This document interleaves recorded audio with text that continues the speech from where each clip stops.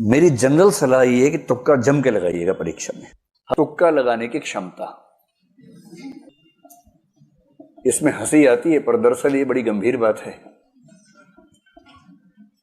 हंसी आपको तुक्का शब्द से आ रही है, दरअसल मैं बताना चाह रहा हूं कि तुक्का बहुत वैज्ञानिक वस्तु है। तुक्का बहुत यादृच्छिक या आर्बिट्रेरी मामला नहीं है, बहुत वैज्ञानिक चीज है।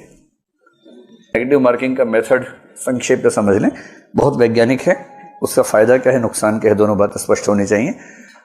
मेरी जनरल सलाह ये है कि तुक्का जम के लगाइएगा परीक्षा में, लेकिन मैं उस सलाह पे आने से पहले वजह समझाना चाह रहा हूं आपको।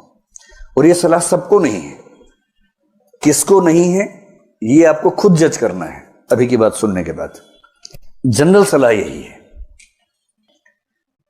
कि अगर आपका एक प्रश्न सही हुआ तो उसमें 2 नंबर मिलेंगे, और यदि आपका एक प्रश्न गलत हुआ तो उसमें सही होने पर मिलने वाले अंकों का 1/3 कट जाएगा, तो 2/3 आपका माइनस हो जाएगा।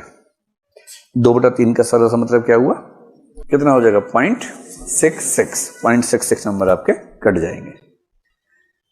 अब इस तरह से बात समझना मुश्किल लगता है, इसको हम सरल भाषा में समझते हैं।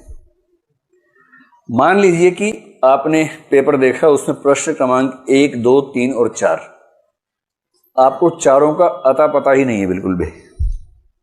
आपको यह भी नहीं समझ में आ रहा कि ये वही पेपर है जो मैं देने आया था, कोई और पेपर है, समझ नहीं आ रहा है, कुछ भी नहीं पता आपको उसके बारे में। ऐसे 4 प्रश्न हैं। सिंपल प्रोबेबिलिटी है कि चारों प्रश्नों में 4 ऑप्शंस हैं और आपको एक भी नहीं आता है। आपने पहले प्रश्न में 4 में से रैंडमली कोई भी लगा दिया, सही होने की संभावना कितनी है, 1/4 है। आपने चारों प्रश्नों में तुक्का लगाया, सही होने की संभावना कितनी है, 1/4 है। सिंपल लॉ ऑफ प्रोबेबिलिटी कहता है कि आपका 1 ठीक होगा, 3 गलत होंगे। 1 ठीक होने से 2 नंबर मिलेगा, 3 गलत होने से 2 नंबर कटेंगे। और इसका मतलब है कि अब इससे सरल सा निष्कर्ष है कि तुक्का लगाने से फायदा हो ना हो, नुकसान तो नहीं होता है।